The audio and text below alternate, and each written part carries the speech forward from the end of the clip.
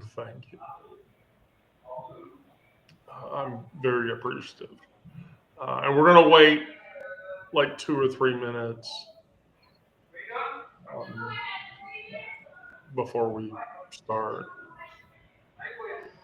Um, before we start. Um,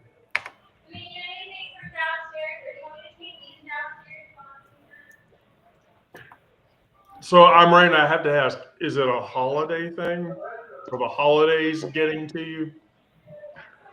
No, I don't think so. Okay. All right. Well, cool. All right. Well, people are calling in, so we'll just go right into it. So today's topic is identity evolution, because as queer persons, the evolution of identity becomes a crucial element of our lives. And so every time I analyze a subject, I come up with like 8 or 10 bullet points. And we'll see if we can cover those in an hour going around the table or not. It's entirely subjective as to whether or not we'll actually achieve that or not. But if we do, great. If we don't, you know, that tracks. So let me get the.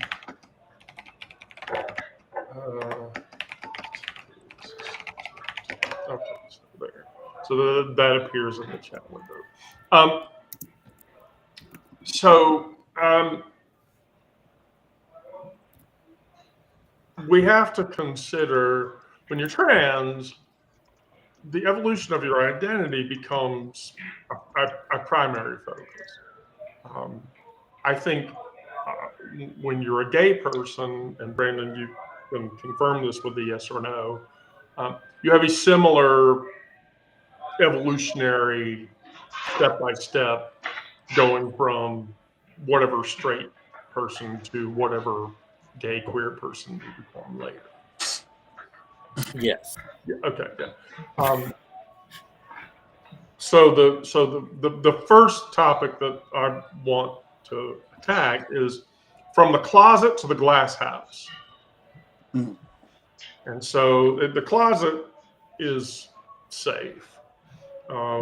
It offers you invisibility, but it has walls that compress you and make you feel contained, and often increase your panic and your anxiety. Early identity often exists in boxes that we put them into because we're not ready to deal with the byproduct of publicly expressing ourselves in ways that the outside world can handle. One face for the family, another face for work, a third for the mirror at 3 a.m. when pretense has finally completely exhausted itself. And for me, I thought about this while we were in LA because we got onto the transit bus from the airport to go to the rental car stop. And if you read yesterday's story, yeah, I was crammed on this bus. I had like this one dude wearing like a fuck yeah Texas hat, and another guy in a dusty fedora or whatever, and they were just constantly, shit eye, stink eye, and what the fuck are you eye? So incremental transparency makes sense when that's what you have to deal with. Coming out becomes not a single explosive moment, but just a cyclic, continual event. Um, of basically showing up authentically in expanding circles as you develop that trust going around.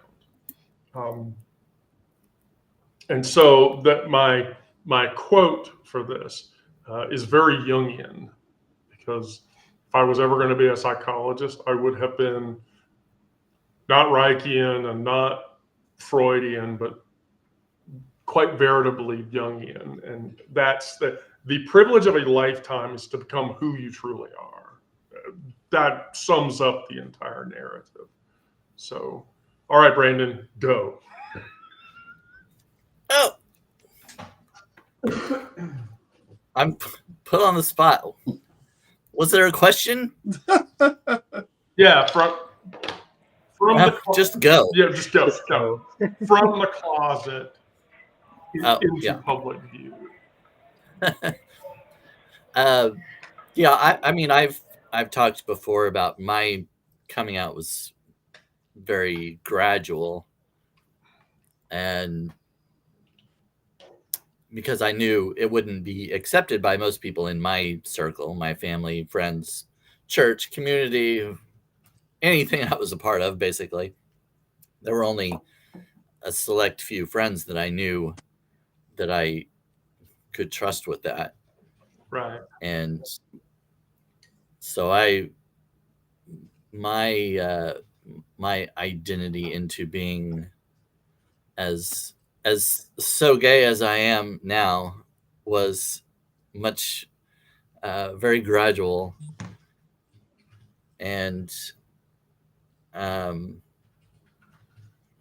yeah, I never, I mean, growing up as a child and through school, I never really felt like I fit in anywhere. And you know, I had friends. I had a couple guy friends in elementary school, but most of my friends were girls because I didn't really identify with the guys, you know, because they were into more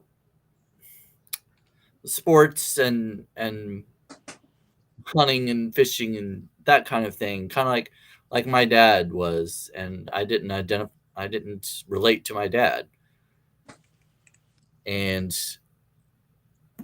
I didn't know why. I didn't think about it or anything. And you know, as I entered junior high school and was attracted to guys, and that definitely put me into a kind of identity, oh, what's the word? Kind of confusion, or I know there's another word, but I'm not going to sit and try to think of it right now. You know, as you get older, you just can't think of words. At least that's the way with me. I have the word on the tip of my tongue. I know there is a word that I want, exact word, and I cannot think of it. Anyway, that's beside the point. But going through this, you know, identity confusion, because I knew what I was taught was that homosexuality was wrong. I'm supposed to like girls, and yet I'm attracted to guys, and none of the other guys seem to be attracted to guys that I could tell, you know. But yeah, so that put me into a confusion all through high school, and then I felt like I could kind of explore that more when I got into college. But there was still confusion, and I wasn't sure what my identity was because I identified as a Christian, and yet I had attraction to males, but I wouldn't let myself identify as gay. So there was that kind of, you know, they knocked heads, if you will, and it took a while to kind of sort through that and come to my own conclusion. But yeah, I was able to come to. My identity evolved back to the topic into, instead of being gay or being straight and being confused and whatnot, it evolved into finally accepting myself as I am now. How's that? Was that a good answer? Yeah, that's a great answer. Is that what you wanted to hear? That's totally what I wanted to hear. Oh, good. Okay, Miranda. I said you were going next, so shit. Oh. As soon as you say her name, she's gone. Oh, is Miranda gone? Oh. No, Miranda, come back. She didn't want it to be her turn.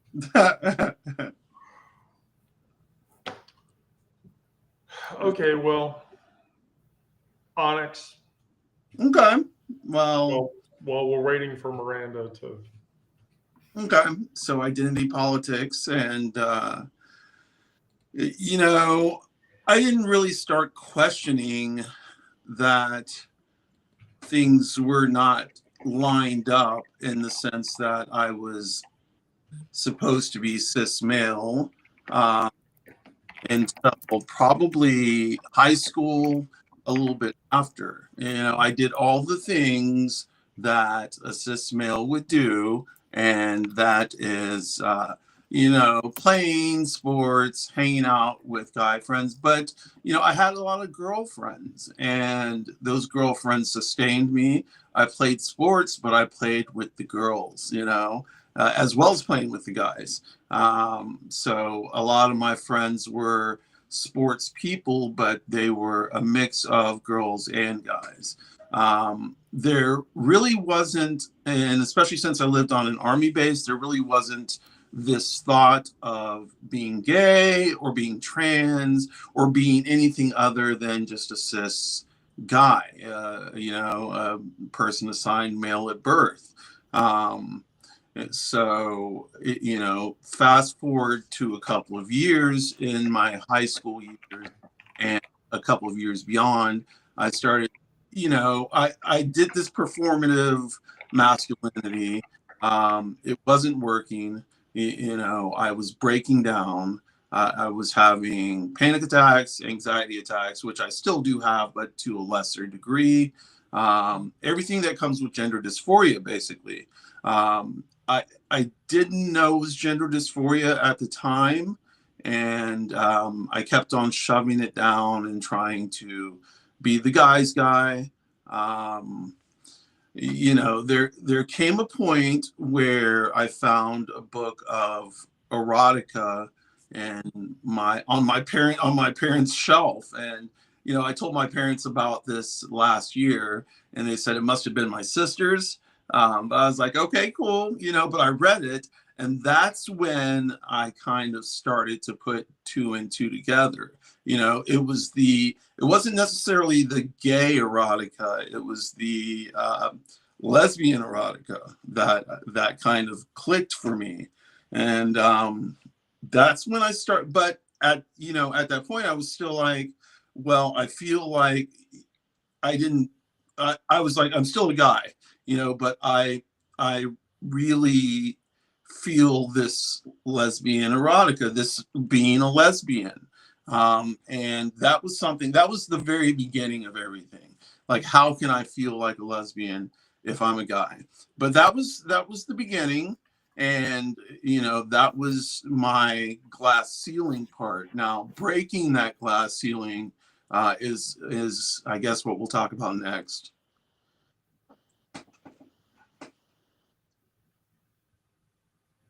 I'm sort of going out of order for my topic sets, but we'll get back around to it.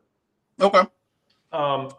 So I wanted to wait for Miranda to get back, and so we can round back with Miranda when she comes back. But this will be an interesting question to answer, and that's the elder self and the temporal reconciliation that comes attached to that. So identity evolution creates one question, and that question is, what do I owe my past self? Oh, What do I owe Bill? What do I owe Bill Weber? You know, um, he was the person who lived in the closet, and he used the wrong name, and he dated the wrong people. And are they embarrassment?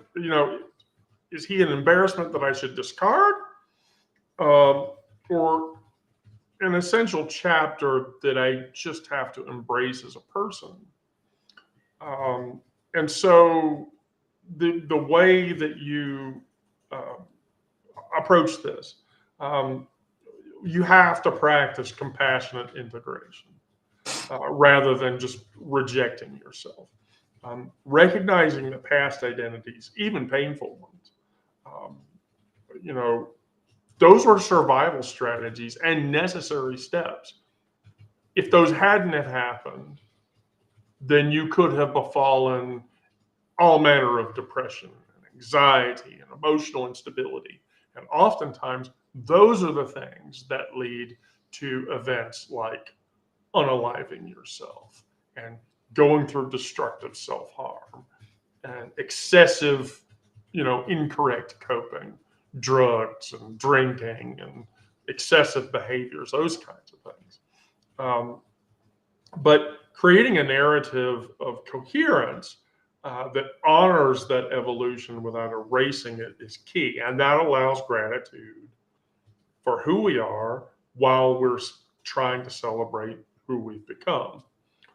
And so the embodiment of this tenet of identity evolution is a Meister Eckhart quote, which says, becoming the mode of activity of the uncreate deity. Becoming is the mode of activity of the uncreate deity. We're always in a state of becoming. Whether we're queer, gay, trans, or not, humans, period, are in a perpetual state of becoming. And that work is not arriving, but in the endless self-transformation process that you go through while you experience that. Each version of ourselves is a passage in that book, and not a mistake, and something you don't use whiteout over and then correct it with. So Brandon, so that's the question. Do you owe your past self anything? And if so, what or why? It's a little difficult for me to think of it in that way. Like my initial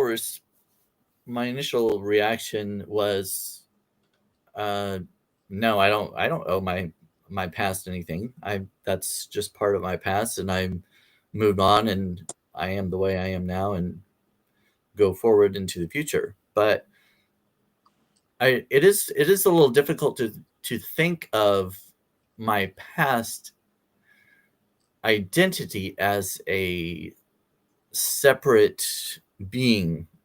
In a way, I have a little trouble wrapping my mind around that right now, but I agree that, like, anything that happened in your past makes you who you are today. And I do have regret and kind of remorse for the way I was, for my past. I often wish I could have been different. I could have come out earlier, and especially in college, I think that would have been such a different experience if I had. But I have to look at the time period and things growing up if I had come out early, that would have been horrible. In my school and in my family and everything, I couldn't have it wouldn't have worked. I would have been just as miserable, but in a different way. I mean, I was depressed and hid who I was and wanted to die. But if I would have come out, I would have gotten so much more pressure from the outside, from family and friends and church and everything. And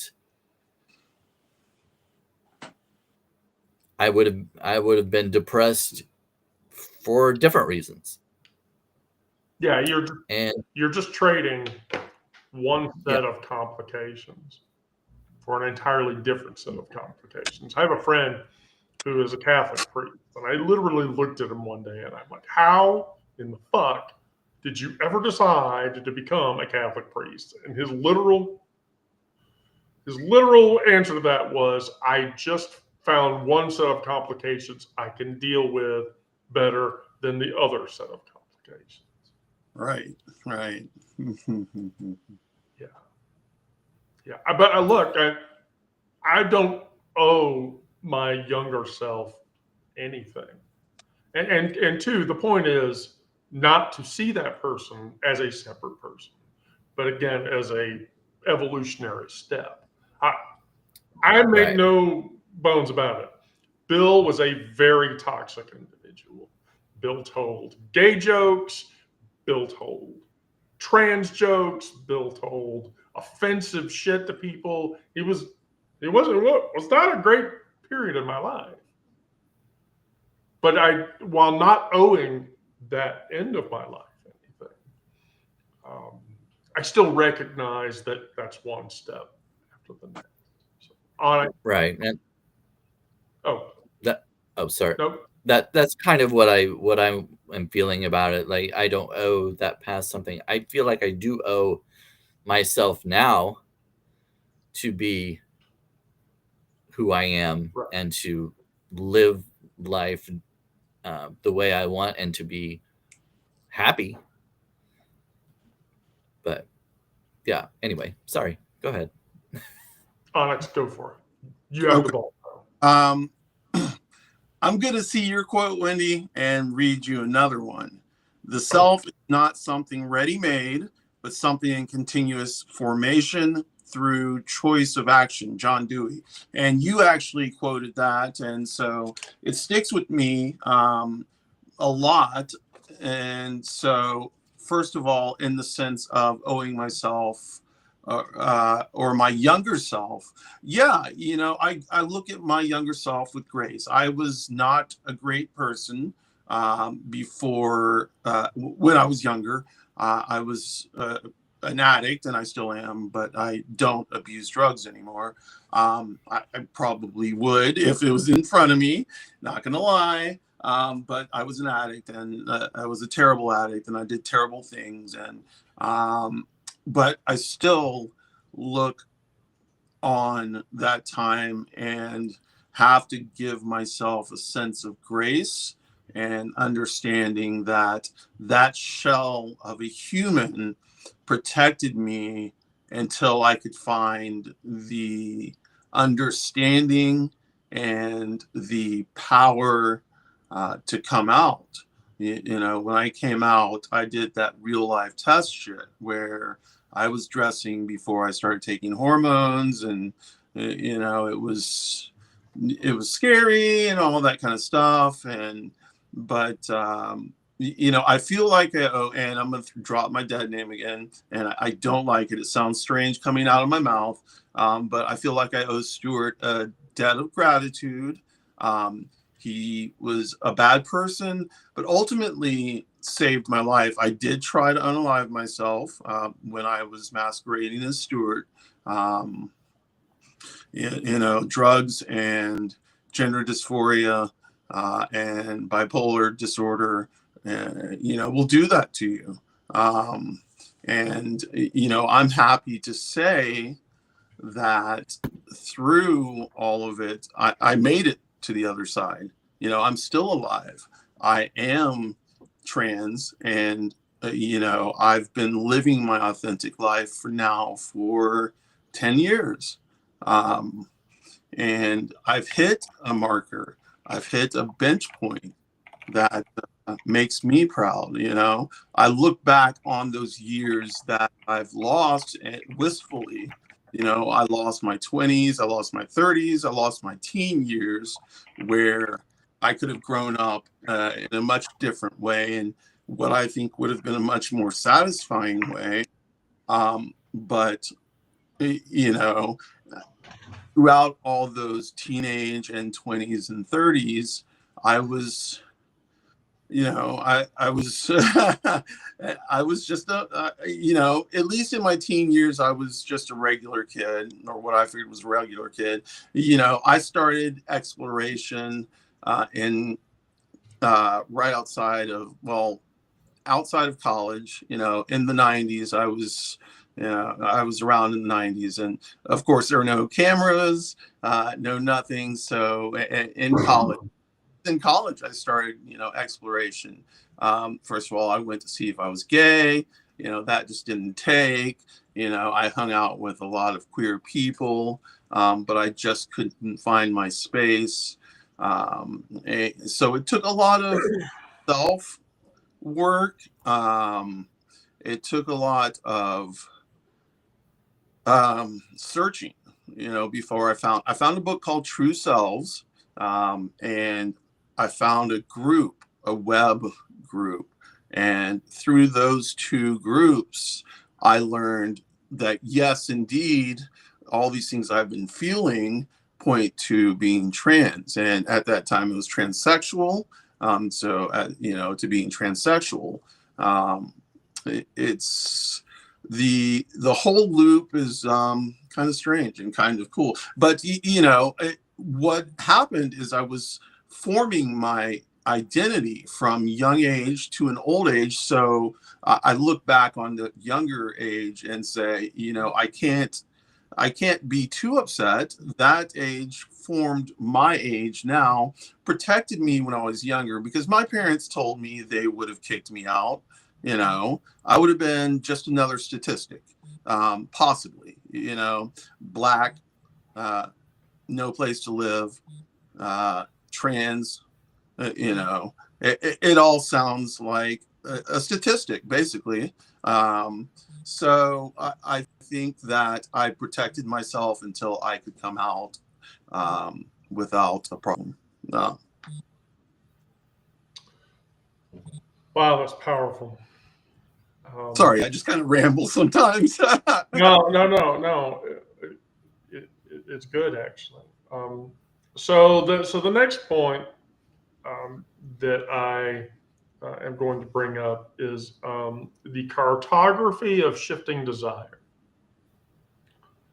And what do I mean when I say desire's shifting cartography? Well, sexual and romantic orientation can evolve over an entire lifetime.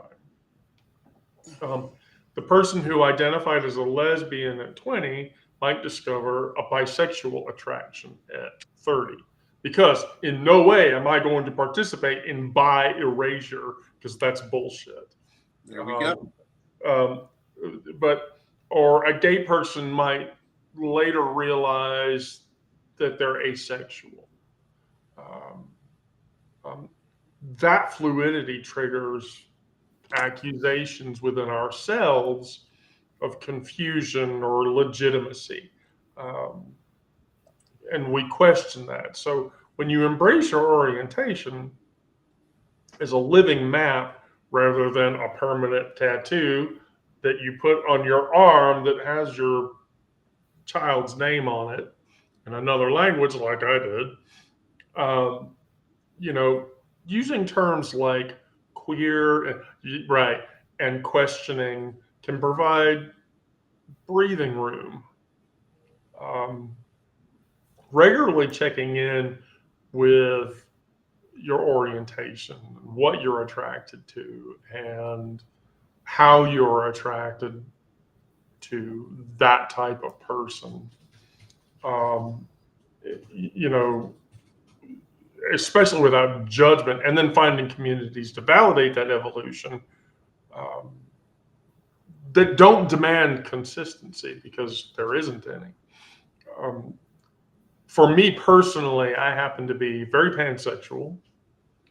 I am very demisexual, and I am very sapiosexual. So the person has to be smart. I have to have an emotional connection with the person. But outside of that, the rest of it is whatever the fuck it can be. But every couple of months or so, I check in with myself and I say, okay, is that where I still am? Yep. Okay. Perfect. Then I'm okay. But the evolution of that, I mean, I was a straight male for a long time. I had tendencies. When I was young, I cross-dressed, and I engaged in stimulating events, self-gratifying stimulating events that not a normal straight person would ever have done. You know, exploring the entity of that orientation. And then, you know, it was like, I'm gay. And I was like, well, no, not really. You know, a little bit of time went by and it was like, no, this isn't the case. So I'm bisexual. And then that turned into a pansexuality. And then I realized that the emotional connection that I needed was the thing that I needed to have a physical relationship with somebody.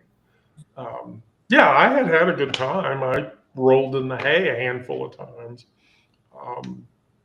You know, but it wasn't there weren't enjoyable experiences because I didn't have an emotional connection with the person. So, you know, no person ever steps in the same river twice. And it's not intrinsically, it is not the same river. And nor are they the same person when they do. Brandon? Well, I'm just kind of gay, and now when I was first aware of sexual, we lost another one. When I was first aware of any kind of sexuality,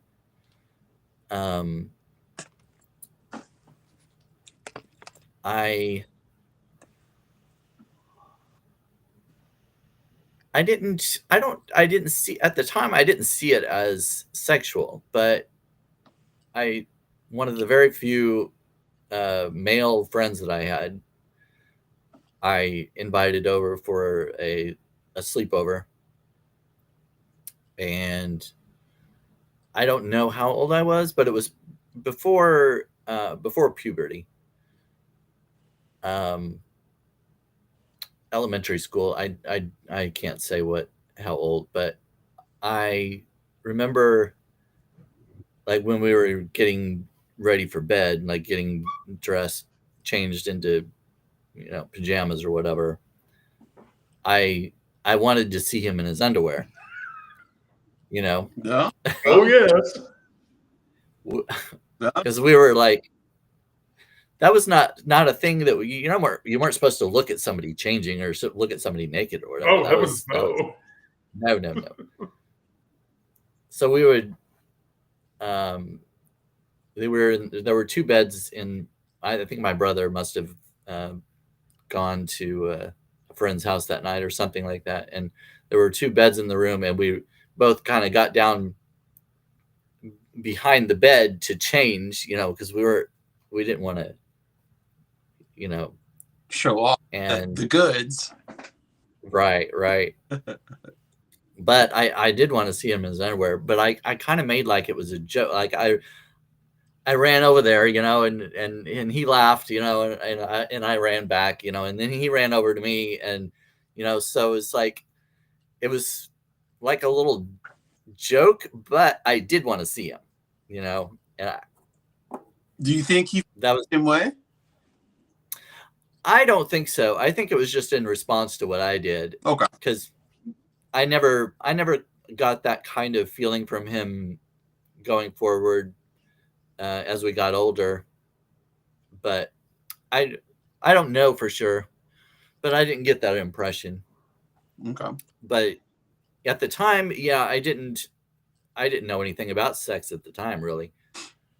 But looking back on it now, I realize, oh, that's kind of interesting that I had that proclivity, I guess. I don't know if that's the word I want to use or not, but there you go. That's a good word. And then when I got into junior high, of course, going through puberty, the first time that I masturbated, it was in response to a guy. But then I did try to get to have a girlfriend. That didn't work. I mean, I was very shy and not a popular kid or anything, so I didn't have a girlfriend. But I think there were times that I thought about a girl in a sexual way, but I don't know. Well, like you said, you kind of go back and forth thinking about different things, kind of testing things out in your mind, maybe in a way. And of course, being attracted to guys was wrong according to what I was taught and everything. So all of that was kind of suppressed for me. I tried not to think about that kind of thing, but when we were in gym class and stuff like that, of course I wanted to look, guys taking showers and stuff like that. It was very difficult for me not to look. But yeah, I can't remember where I was going with all of this. The Evolution of yes, sexuality. the evolution of identity, specifically the Sexuality. desire shifting. Which, Right, by the way, yeah. the thing that you talked about, that's my next point. Oh, okay. Because I have a story about it. So, but Onyx, please. Okay, so what I did was kind of write down my evolution of sexuality and all of that. So I started out straight, but I was young and didn't really know anything. My mind was not on sex or sexuality or gender, anything like that. I was just existing as a little kid, So at some point in my life, and I would say like middle teens, late teens, it shifted towards lesbian. I had seen and consumed all this lesbian media, and I was thinking, I feel like in my head I should have been born a woman and a lesbian. At that. So I was very sapphic. What I tried to do in college was experiment with being gay. I liked femme-leaning gay guys, and I still do. I do like femme-leaning and pretty gay guys. I like, So from there, I started transitioning, of course, and went back to being pretty sapphic, which I am, very sapphic. And so it was a transbian. The one thing that I feel like I missed out on was a trans for trans relationship. I've been married for 23 years, or with my wife, my partner, for 23 years. So I, essentially missed out on that. We are monogamous. So There is no room for me to experiment. And that's not even saying that I would be able to get someone. It may be something like where she finds someone really quickly and I'm the one who's like, ah. But going from transbian, I went to asexual, and that has been my kind of overriding identity for so long, like for 13 years, where I wasn't very sexual. And it's not celibacy, it's just not attracted to or needing sex. I kind of flipped in my manic episode. My manic episode brought out a lot of stuff, but it brought out the sexual part. It came roaring back. So I dropped Demi. I'm Demi, of course. Just like Wendy, I've got to build a connection with the person. But there is a term that I recently heard of, maybe within the last year, called omnisexual. And I think it's just like pansexual on steroids, whatever goes. So women, men, trans women, men, non-binary people, gay people, straight people, any kind of people, just people, and that is kind of where I landed on now. The one thing I will regret is not having a trans for trans relationship. Yes. So that is my story and I'm sticking to it. So filtering back to Brandon's story, and Brandon, you don't have to answer this one because you basically already have. So you and I are going to have this talk. But okay, the invisible recognition. Well, Brandon, you can comment if you want. But reading queer signals in a heteronormative world, and so when you're younger, you face this desperate need to find others like yourself. Yet there's a complete lack of any reliable method to do so. In the 70s and 80s and 90s, you went to a gay bar, but they were very difficult to find. And Backstreet. Yeah. Sorry. Right. Backstreet. I mean, like the Backstreet in Atlanta was like the only gay bar that I knew of. But to be honest, there were other bars that gravitated queer individuals. I remember one night, my then ex, my now ex, my then girlfriend, Mary, who I've written about in the queer space stories, she and I went to Club Anytime down on 10th. And so we're in there and everybody's dancing. And this guy walks up in between us and starts dancing with her. He's like, "Oh God, you're such a great dancer." And she looks at him. She says, Hey, I'm with him. And he looks at her and says, "Honey, don't worry about it. I'm gay as fuck. You have nothing to worry about. I just wanted to dance with you." So, love it. Yeah, that was the shtick. But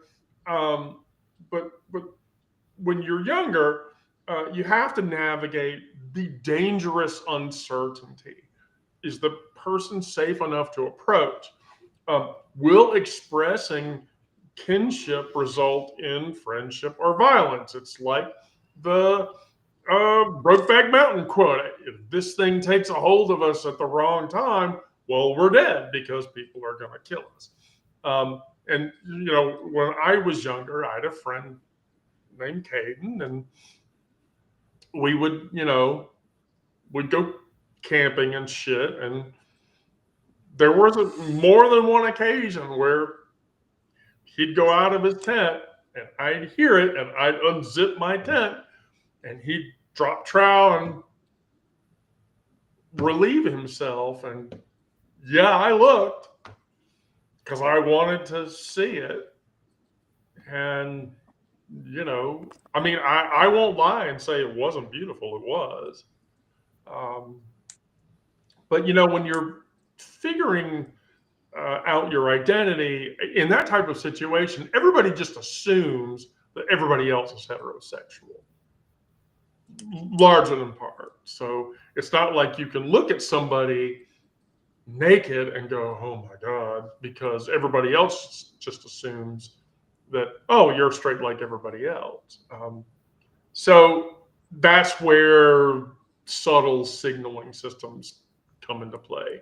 The hanky code, the keychain code, it was never true, but they said it anyway.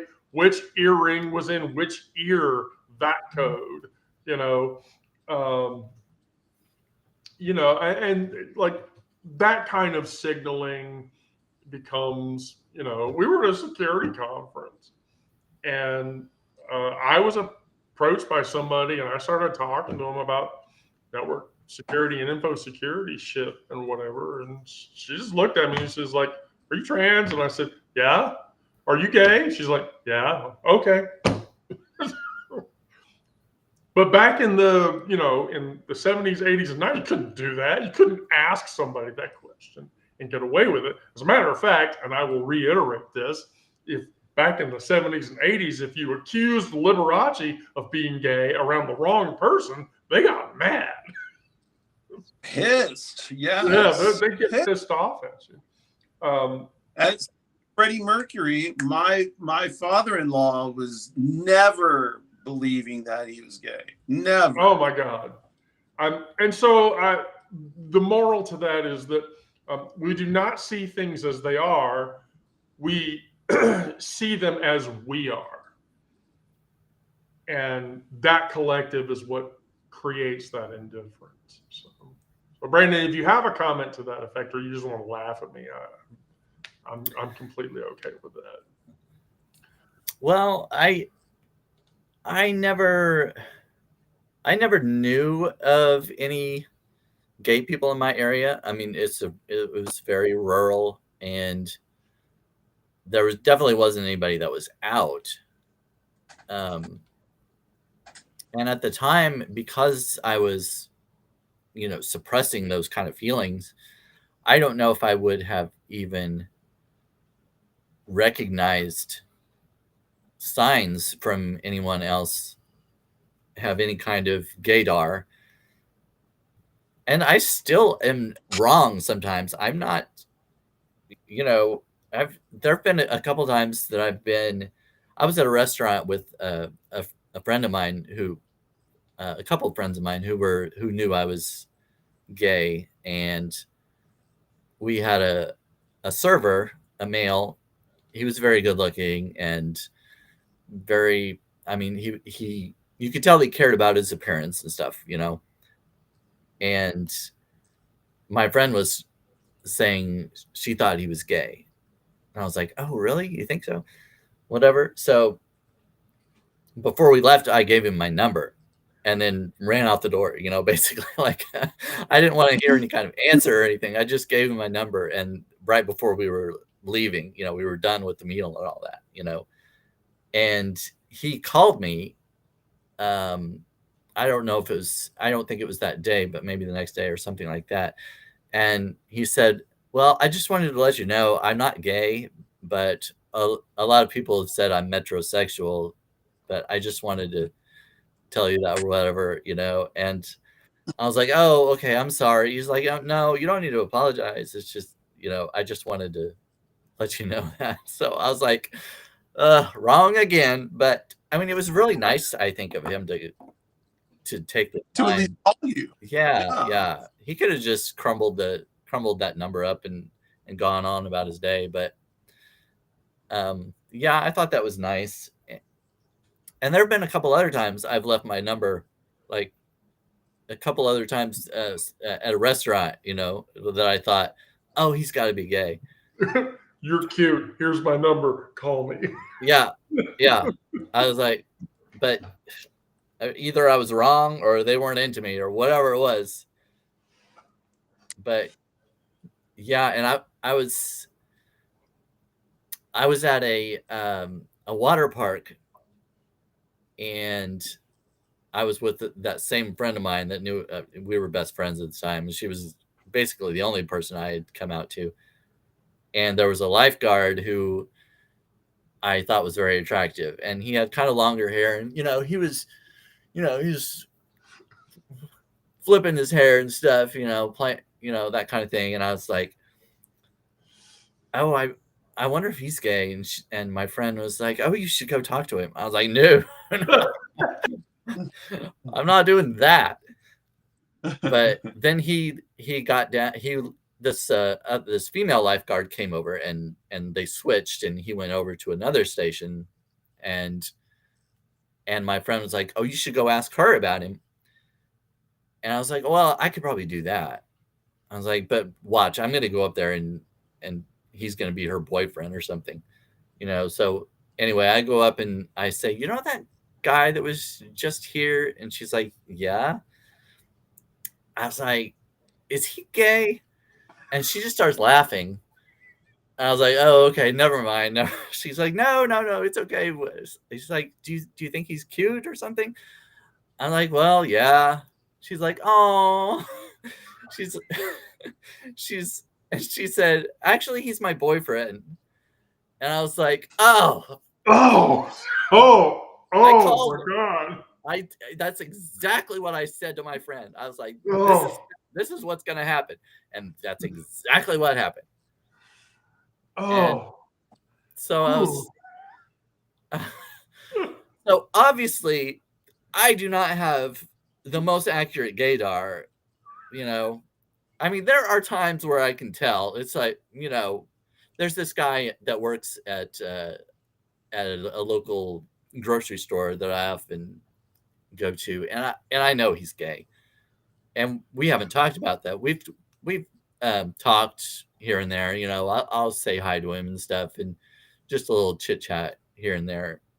And I mean, if I'm wrong about him, I'm just going to give up altogether. I'm just going to throw in the towel and turn off the gaydar and be like, you know what? This thing is faulty. I'm never going to use it again. There's no point, because I'm really sure that he is gay. But anyway, growing up, I didn't see any of that. I didn't see any signs from anybody, and I didn't. If they were in the closet, and I wasn't reading the signs, because sometimes I can be naive or oblivious to some things, to signs and things like that. And it may have been that case. It may have been the case in high school. I can't, even looking back, I can't think of anybody that I would say, oh, I bet he was gay. But we were in a very small school, so there would have been less chance of any gay or anybody in the LGBTQ plus community. But anyway, there's my 2 cents about. I think, before you answer, Alex, I think that in smaller rural areas, it's still very risky to do this. But in major cities, it's a little easier to go out somewhere into a public space and ask somebody of the same gender or similar gender, you're cute, are you single? And for the most part, no, I'm not gay, but thank you. That's the response that here in Atlanta, if you're, over at the Chop House or whatever, and you ask a waiter, you tell the waiter, you're cute, are you single? I guarantee you 95% of the time, it's either yes, and I'm not single, yes, and I am single, or no, I'm not single, but I am also not gay, or no, I am not, it's going to be one of the interchangeable and respectable. I mean, people, they don't get bent out of shape, like they did, back in the day. Well, that's the other thing. If I would have asked anybody in my area, I wouldn't have asked anybody anyway in my area, because like you said, it can be risky. They could respond in a very negative or hostile kind of way, and I would not have wanted to risk that. Right. Onyx? Okay. Elementary school and middle school was spent on an army base. I went for my first year and a half, 2 years, 2.5 years to school on it that was not on an army base, but was attached to the army base.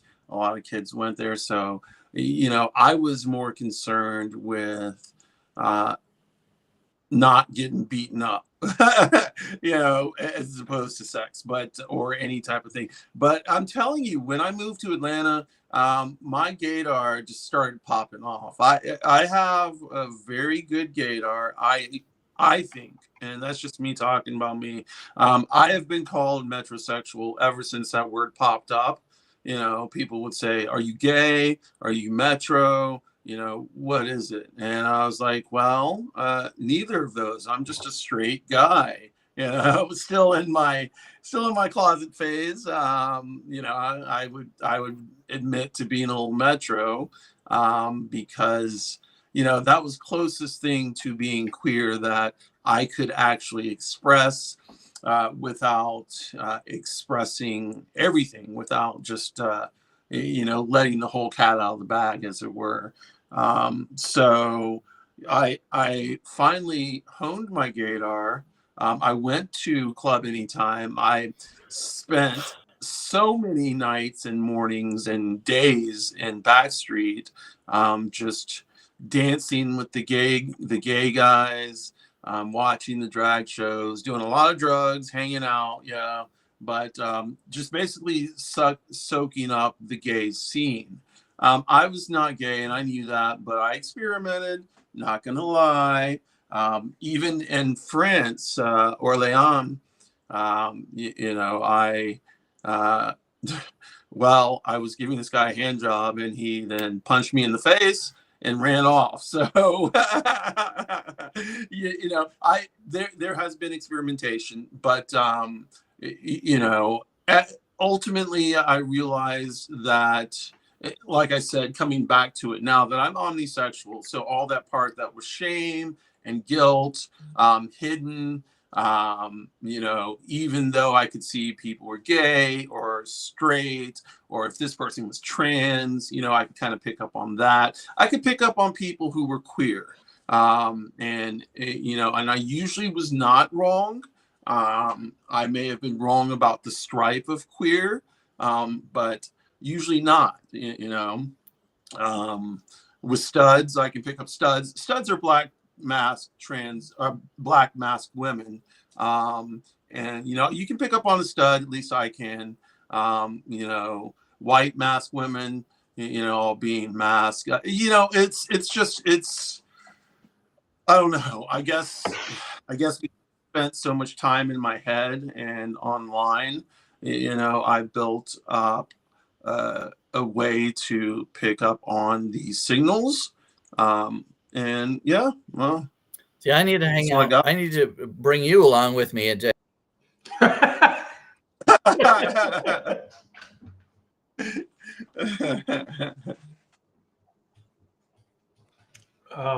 Well, the last point that I had for the discussion, and this there's an emotional component to this. We lost Brandon again. Here we go. I'm sure he'll pop Yeah, on. There he I is. got him. There's an emotional component to this, as much as there is a physical component to this. So, Brandon, you can interact with this topic. Oh. And that's the collapse of the binary architecture. Yes. So, for almost all queer individuals, the entire scaffolding of male and female feels like a building that was designed without queer persons in mind. Every doorway, the wrong height, every room, the wrong shape. All of that narrative, rolled up into the heteronormativity of relationship structures. You know, when you come out as a queer person, you know, monogamy, marriage, nuclear family, none of those things may hold relevance. And they don't always fit into the queer spectrum of life. Yet there are a ton of us that try to force that narrative. You know, it's like the age-old question, you know, when you see a gay couple walking around and some idiot walks up and says, well, which one of you is the woman and which one of you is the guy? Oh my God, I hate that fucking question. That question bugs the shit out of me. Which, as a femme identifying trans woman, right? Who's the woman? Who's the man? That question is complete bullshit. But still, as a queer person, we try to force ourselves into that binary because from the heteronormative side of the spectrum, that's what we believed had to happen. And even as a queer person, as a gay person, as a lesbian person, that narrative tries to enforce, and it just shouldn't. Exploring alternative relationship structures, ethical non-monogamy, polyamory, chosen family configurations, aromantic partnerships, the freedom to design the relationships that you have serve actual needs rather than just fuck what society expects. You know, communication heavy, consent focused frameworks replace assumed scripts. There are people, I expect you to go down on one knee and say, here, marry me. Doesn't have to work that way. Doesn't have to be that way. It doesn't have to be that way in heteronormative relationships, but they're bound to that mold for whatever fucking reason. And so, you know, the adage behind that, freedom is what you do with what's been done to you, which is Sartre, of course. And I love to quote Sartre, so I do that quite often. So, Brandon, thoughts? Do you want to get married, have 2 kids, and live in a house with a white picket fence?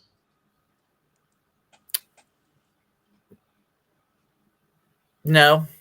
Right. I mean, I'm not like completely opposed to that idea, I guess, but I'm not sure about the picket fence part. No, actually, no. I would like to get married. I'm not so much into the kids. Like, I mean, if I meet a guy that has kids, you know, I'm sure we can find a space in the attic for him or something. But I don't. That's not a real desire that I have to, you know, to raise children, especially now. Like, I have nieces and nephews. That's enough.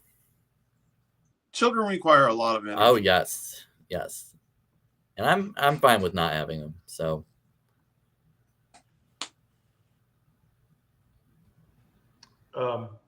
Onyx.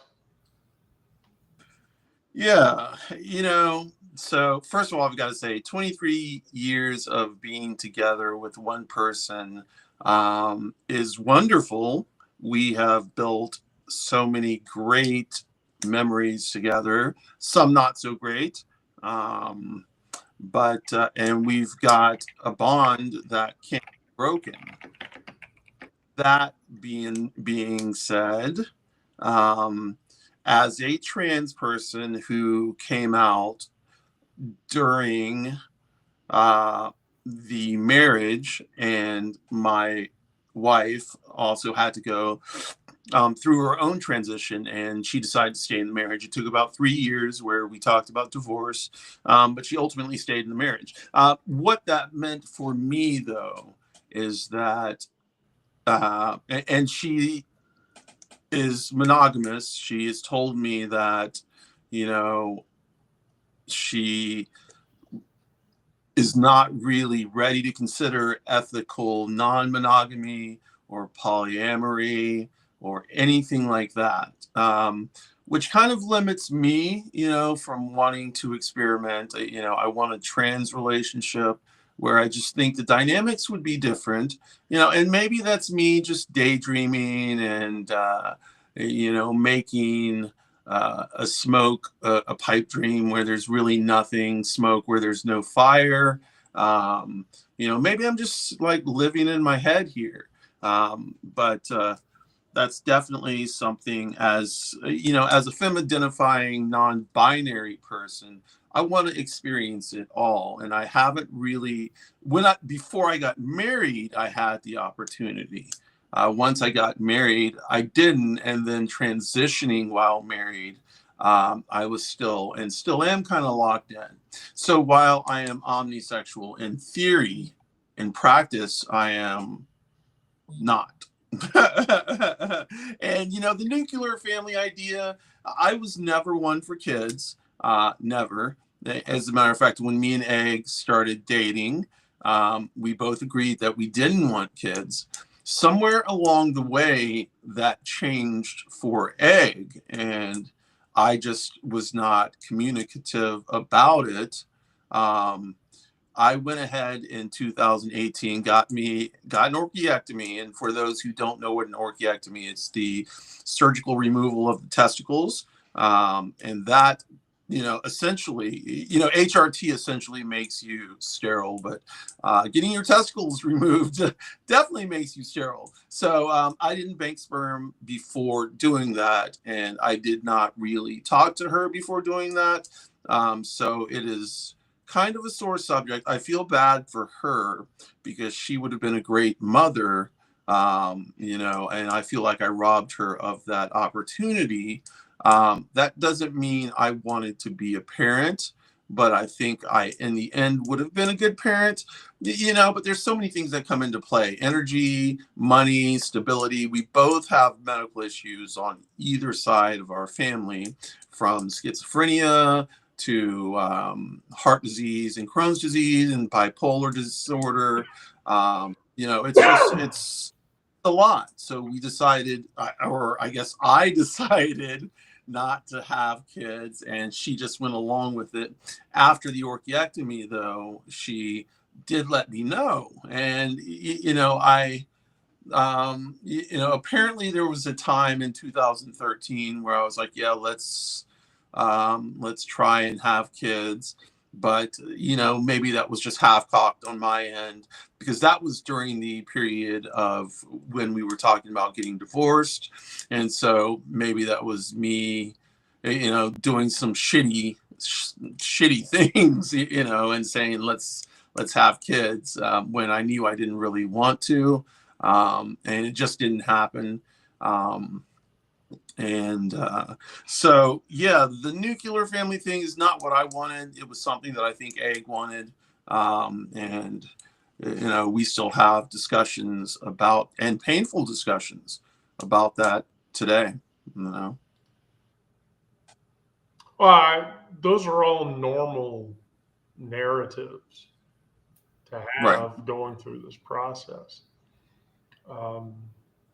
We're just over the hour, and so I had one or two more, but I feel like we've covered it pretty solidly. So, Brandon, final thoughts. I'll do the last final thoughts before we sign off. I don't know. I don't really have anything. I can't. I mean,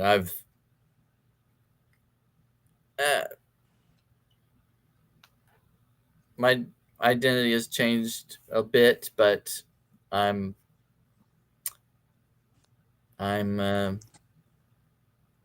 quite gay.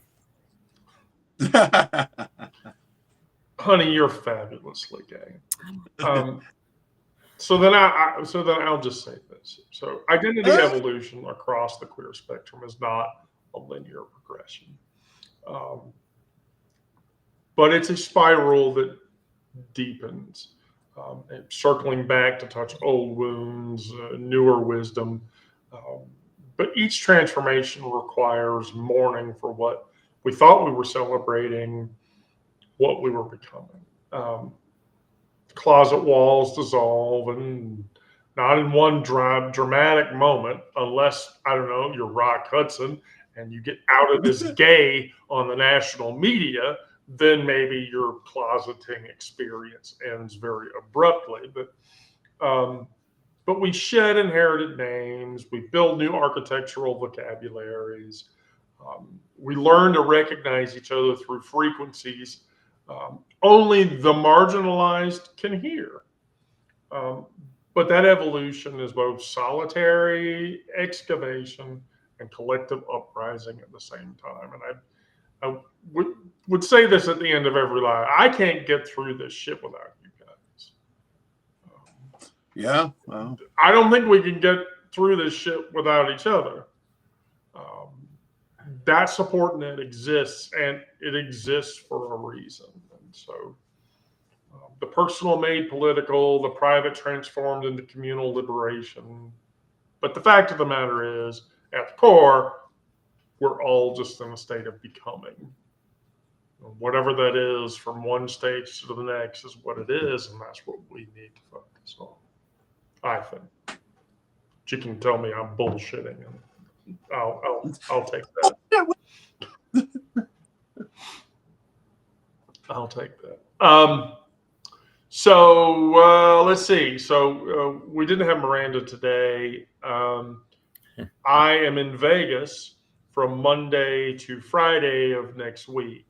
So live sessions are going to be pretty limited. I'm going to ask Sarah if she wants to host Trauma Lives, and I will give her over a handful of topics if she is interested in doing them on the Monday and Thursday. We wouldn't talk about that in the private channel.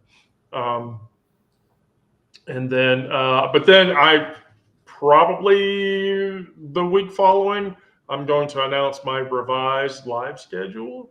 I'm just going to warn you all, I'm probably going to go to just the 2 trauma lives during the week, Monday and Thursday, and then maybe one geopolitical live in the middle there somewhere, Tuesday, Wednesday, one of those days. And that's pretty much going to be it. And then bolstering other people's live sessions, because I love doing live sessions, especially these sessions, because I get the most feedback from these sessions. The trauma sessions, I think, are important. We should keep doing them as long as the band agrees to go on stage.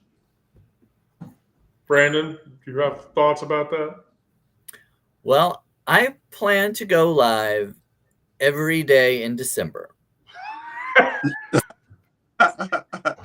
And it's kind of a push at the end of the year, trying to attract more subscribers and stuff, and go into the new year with, trying to bolster my publication and everything. So I thought maybe this would be a good, I don't know. It's kind of an experiment, see if it works. But I've got several different people lined up that are going to be guests. And most of the time I'll go on by myself, but I'm going to have a bunch of people, a couple of people who've never been on a live before. So that'll be kind of fun.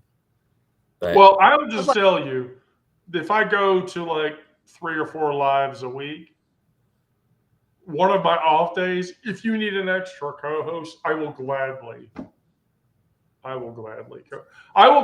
co-host for any of you. Just ask. Yeah, I'd love to be on either of y'all's. Yeah, just ask. Yeah, I'll. I probably will, because yeah. Anyway, we'll talk about that later. But yeah, Right. Yeah. But I can guarantee you, Brandon, there's one person I'm never going to invite. You know exactly who I'm talking about. yes, I think so. All right. Well, with that, thank you, everybody. Thank you, Brandon. Thank you, Onyx. Thank you, Miranda, if you're still listening or paying attention. I'm in the process of downloading all the trauma episodes, and I'm going to post those. So if you don't have those, either of you, for reposting purposes, I'm going to send links for that here in the next hour or so, just to make sure that you're all covered. I think I've Thank got you. mine all. I posted one yesterday, and I think up to that point, I think I've posted all of them at some point. So Okay. Well, I'm a creature of habit. I want to make sure. oh yeah, 100% sure how to post it unless it comes over like Sarah sent it last time. Right. And, yeah, that's what I do. Is I put them in my Proton account, and then securely, because that's where I trust my data to live. Yeah. Is in a Swiss hosted country's email and data. I have a Proton account, Proton Drive. I suggest everybody get a Proton account. Yeah. Here, let me drop that. If you want secure email, I will advertise for Proton. Here we go.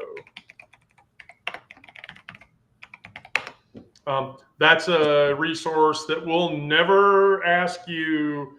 They will never fall victim to an American subpoena. If America tries to subpoena your email records from Proton, they'll look at them like they're a bunch of dumb shits and remind them, we're in Switzerland, fuck you. Right.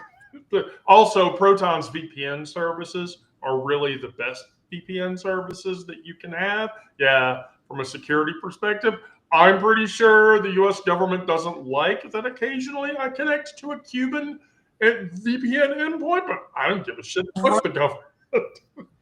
Right. Like when I'm connecting to the Netherlands or Ecuador, Yeah, right. They don't like that. Oh, no. With that, though, Brandon, Onyx, Miranda, thank you all. Thank you, everybody that joined. And then wait for the next live, which will probably be on Monday and without me. We'll see what happens. I'd like. Okay. Happy Thanksgiving. Happy Thanksgiving, everybody. Eat plenty of turkey. Go into tryptophan coma. And but do good things. And I love you all. Yeah, and remember, we don't celebrate Thanksgiving for the pilgrims. We celebrate for our friends and to decolonize everything. Yes. Let's keep completely. All right. Signing off. Don't listen to that over there.